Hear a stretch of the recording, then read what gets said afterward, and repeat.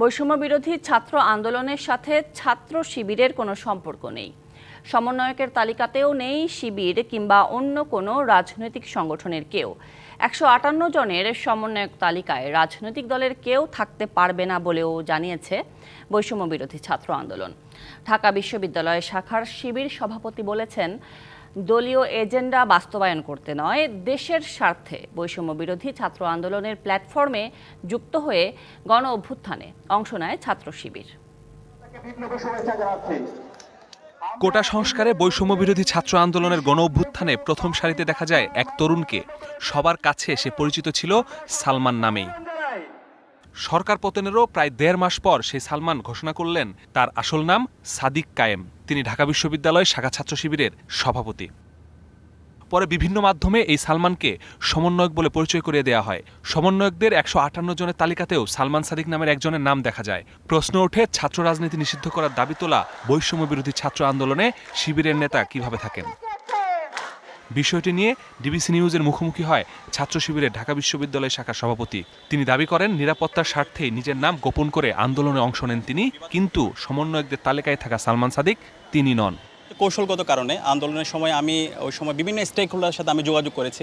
নিরাপত্তাজনিত কারণে আমি সাইর ভাইয়ের সাথে আমার যে কনভারসেশনগুলো হয়েছে তখন আমি সালমান নামে পরিচয় দিয়েছি। আর এর বাইরে সালমান সাদিক নামে যার কথা আসতেছে উনি আমি না। তিনি জানান, আন্দোলনে দলীয় পরিচয় নয়, সাধারণ ছাত্র হিসেবে অংশ নিয়েছিলেন, আর তাতে ছিল না দলীয় কোনো এজেন্ডা। এবং আমি মনে করেছি আমি যদি এখানে শিবিরের পরিচয় নিয়ে আসি, এর মাধ্যমে একটা বিভক্তি হতে পারে, ফ্র্যাকশন হতে পারে। আমাদের গ্রেটার পারপাসটাকে সামনে রেখে আমরা কমন গোল নিয়ে কাজ করেছি। এখানে কে কোন পরিচয় আসছে এটা হচ্ছে মূল উদ্দেশ্য ছিল। আমরা চাই কোটা সংস্কার, আমরা চাই ফেসি অন্তর্ভুক্ত বাংলাদেশ। এই পারপাসটাকে সামনে রেখে আমরা আন্দোলন করেছি। ঢালাইয়ে দৃঢ়তা, নির্মাণে নিশ্চয়তা, প্রিমিয়ার সিমেন্ট, ঢালাইয়ের রাজা। এদিকে বৈষম্য বিরোধী ছাত্র আন্দোলনের সমন্বয়ক উমামা ফাতেমা পদত্যাগ করেছেন ছাত্র ফেডারেশন থেকে। তারও দাবি, রাজনৈতিক দলের প্রতিনিধি নয়, সাধারণ শিক্ষার্থী হিসেবে আন্দোলনে অংশ নেন তিনি। আন্দোলনে অ্যাজ এ স্টুডেন্ট যদি সে কোনো রোল প্লে করতে পারে, ওই সময় কিন্তু তাকে স্পেস দেওয়ার চেষ্টা হয়েছে। এবং আমি কিন্তু রোল প্লে করেছি একজন ঢাকা বিশ্ববিদ্যালয়ের শিক্ষার্থী হিসেবে, কবি সুফিয়া কামাল হলের শিক্ষার্থী হিসেবে। শুধুমাত্র ছাত্র ফেডারেশন হলে এই জায়গাটা করা পসিবল হতো না। 158 সমন্বয়কের মধ্যে শিবিরেরই 108 জন, এমন একটি দাবি সামাজিক যোগাযোগ মাধ্যমে ছড়িয়ে পড়েছে।